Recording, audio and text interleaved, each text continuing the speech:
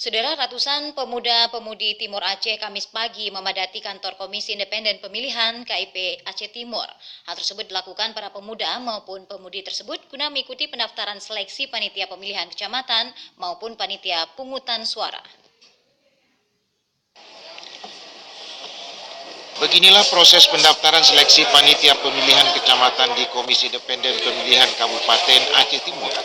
Ratusan masyarakat dari berbagai daerah di kecamatan di Aceh Timur turut antusias dalam mengikuti pendaftaran tersebut.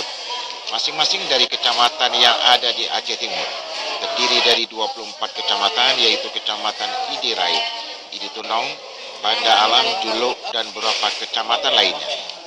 Di masing-masing kecamatan itu, KIP Aceh Timur membutuhkan 3 PPK kecamatan.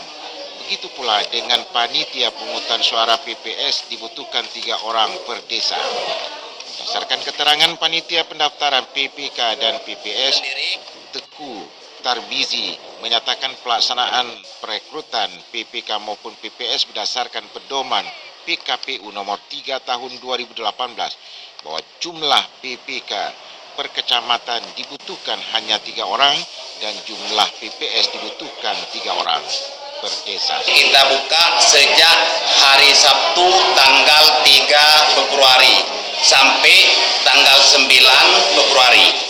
Jadi ini masih dalam proses penyerahan berkas. Berdasarkan pedoman PKPU nomor 3 tahun 2018, jumlah PPK per kecamatan 3 orang dan jumlah PPS per desa itu juga 3 orang.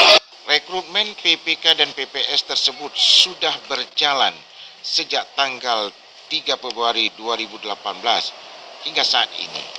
Dari Aceh Timur, kontributor TVRI melaporkan.